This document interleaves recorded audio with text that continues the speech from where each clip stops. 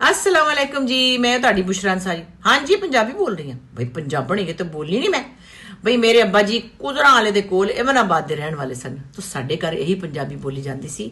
ਔਰ ਸ਼ੁਕਰ ਇਹਵੇ ਕਿ ਸਾਨੂੰ ਪੰਜਾਬੀ ਬੜੀ ਅੱਛੀ ਆਂਦੀ ਹੈ। ਪਰ ਜਿਹੜੀ ਪੰਜਾਬੀ ਮੈਂ ਸੁਣੀ ਹੈ ਨਾ ਮੇਲਾ ਟੀਵੀ ਦੇ ਉੱਤੇ, ਹਾਏ ਹਾਏ ਡਾਕਟਰ ਜਾਵੇਦ ਅਕਰਮ ਨੇ ਤੇ ਹੱਦ ਕਰਤੀ। ਇੰਨੀ ਮਿੱਠੀ ਬੋਲੀ, ਇੰਨੀਆਂ ਪਿਆਰੀਆਂ ਮਿਸਾਲਾਂ, ਤੇ ਇਸ ਤਰ੍ਹਾਂ ਉਹ ਆਪਣੀਆਂ ਜਿਹੜੀ ਜ਼ਿੰਦਗੀ ਦੇ ਤਜਰਬੇ ਨੇ ਉਹ ਤੁਹਾਡੇ ਨਾਲ ਸ਼ੇਅਰ ਕਰਦੇ ਨੇ ਕਿ ਮਜ਼ਾ ਹੀ ਆ ਜਾਂਦਾ ਹੈ। ਖਬਰਾਂ ਵੀ ਸੁਣਨ ਨੂੰ ਮਿਲਦੀਆਂ ਨੇ ਤੇ ਲੋਕਾਂ ਦੇ ਬਾਰੇ 'ਚ ਜੋ ਉਹਨਾਂ ਦਾ ਓਪੀਨੀਅਨ ਹੈ, ਜਿਸ ਤਰ੍ਹਾਂ ਦੀ ਦੁਨੀਆ ਦੇ ਵਿੱਚ ਅੱਜ ਕੱਲ੍ਹ ਦੁਨੀਆ ਦੇ ਰੰਗ ਨੇ, ਉਹਨਾਂ ਨੂੰ ਵੀ ਜਿਸ ਤਰ੍ਹਾਂ ਉਹ ਬਿਆਨ ਕਰਦੇ ਨੇ, ਬੜਾ ਹੀ ਮਜ਼ੇਦਾਰ ਹੈ। ਮੈਨੂੰ ਤਾਂ ਲੱਗਦਾ ਚੜ੍ਹਦਾ ਪੰਜਾਬ ਤੇ ਲਹਿੰਦਾ ਪੰਜਾਬ ਦੋਵੇਂ ਉਹਨਾਂ ਦੇ ਪ੍ਰੋਗਰਾਮ ਨੂੰ ਬਹੁਤ ਬਹੁਤ ਪਸੰਦ ਵੀ ਕਰਦੇ ਨੇ ਤੇ ਮਜ਼ੇ ਵੀ ਲੈਂਦੇ ਨੇ। ਸੋ ਮੇਰੇ ਵੱਲੋਂ ਤੁਸੀਂ ਜ਼ਰੂਰ ਦੇਖਿਓ ਮੇਲਾ ਟੀਵੀ ਤੇ ਸਬਸਕ੍ਰਾਈਬ ਜ਼ਰੂਰ ਕਰਿਓ। ਹਾਂਜੀ, ਨਹੀਂ ਤੇ ਫਿਰ ਮੈਂ ਨਹੀਂ ਤੁਹਾਡੇ ਨਾਲ ਬੋਲਣਾ ਤੇ ਪੰਜਾਬੀ ਦਾ ਮਜ਼ਾ ਲੈਣਾ ਤੇ ਡਾਕਟਰ ਜਾਵੇਦ ਅਕਰਮ ਦੀਆਂ ਗੱਲਾਂ ਦਾ ਵੀ ਮਜ਼ਾ ਲੈਣਾ। ਮੇਰੇ ਵੱਲੋਂ ਬੜੀ ਬੜੀ ਤੁਹਾਨੂੰ ਤਾਕੀਦ ਹੈ ਕਿ ਤੁਸੀਂ ਮੇਲਾ ਟੀਵੀ ਦੇਖੋ ਤੇ ਪੰਜਾਬੀ ਨੂੰ ਬਹੁਤ ਬਹੁਤ ਮਜ਼ੇ ਨਾਲ ਆਪਣਾ ਬਣਾਓ, ਜਿਹੜੀ ਤੁਹਾਡੀ ਆਪਣੀ ਬੋਲੀ ਹੈ।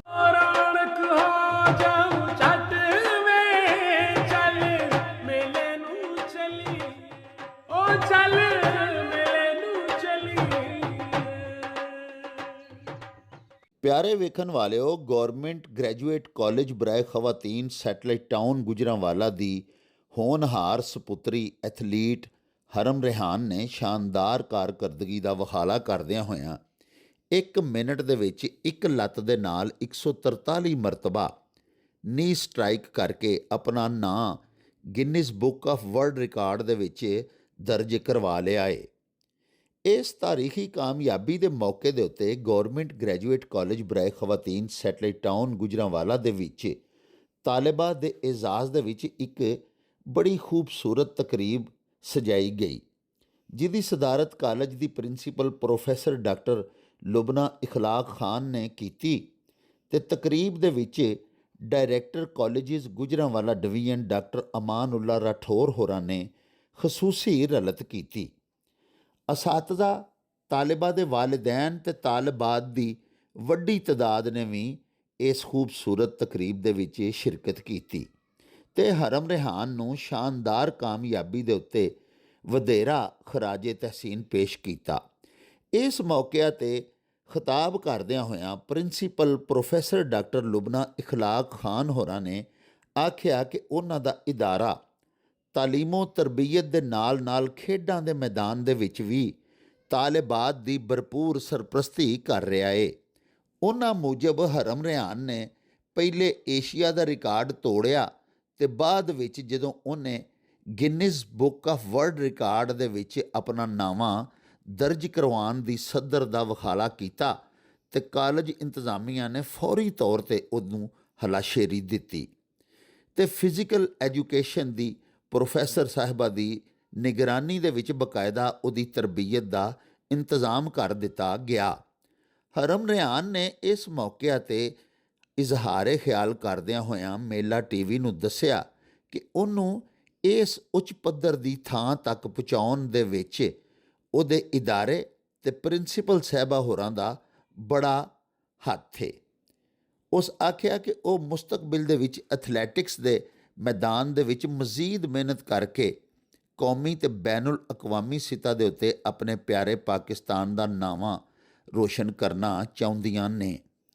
ਉਹਨਾਂ ਨੇ ਵਜ਼ੀਰ ਆਲਾ ਪੰਜਾਬ ਮਰੀਮ ਨਵਾਜ਼ ਸ਼ਰੀਫ ਹੋਰਾਂ ਦੇ ਹਜ਼ੂਰ ਵੀ ਦਰਖਾਸਤ ਕੀਤੀ ਕਿ ਉਹ ਖੇਡਾਂ ਦੇ ਮੈਦਾਨ ਦੇ ਵਿੱਚ ਤਾਲਿਬਾਤ ਦੀ ਖੁਸੂਸੀ ਸਰਪ੍ਰਸਤੀ ਜਾਰੀ ਰੱਖਣ ਤੇ ਬਾਸਲਾਹੀਅਤ ਖਿਲਾੜੀ ਤਾਲਿਬਾਤ ਦੀ ਹੌਸਲਾ ਅਫਜ਼ਾਈ ਦੇ ਨਾਲ ਉਹਨਾਂ ਨੂੰ ਖਸੂਸੀ ਇਨਾਮਾਤ ਤੋਂ ਵੀ ਨਵਾਜ਼ਣ ਤੇ ਖਸੂਸੀ ਸਹੂਲੀਆਤ ਵੀ ਫਰਾਹਮ ਕਰਨ।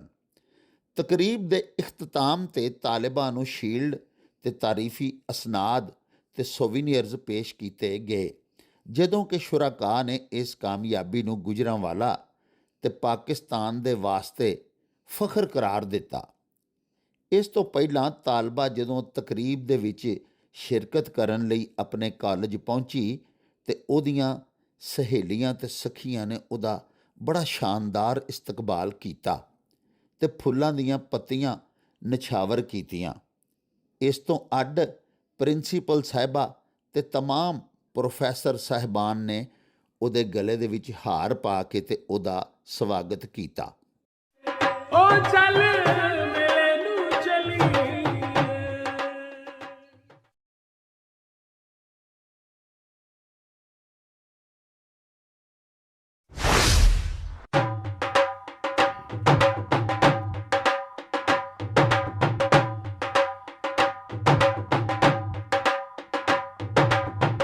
ਰੌਣਕ ਹੋ ਜਾਊ ਛੱਟ ਵੇ ਚੱਲ ਮੇਲੇ ਨੂੰ ਚਲੀਏ। ਓ ਰੌਣਕ ਹੋ ਜਾਊ ਛੱਟ ਵੇ ਚੱਲ ਮੇਲੇ ਨੂੰ ਚਲੀਏ। ਮੱਲਾ ਕੱਢ ਕੁੜਦੇ ਦੇ ਵੱਟ ਵੇ ਚੱਲ ਮੇਲੇ ਨੂੰ ਚਲੀਏ।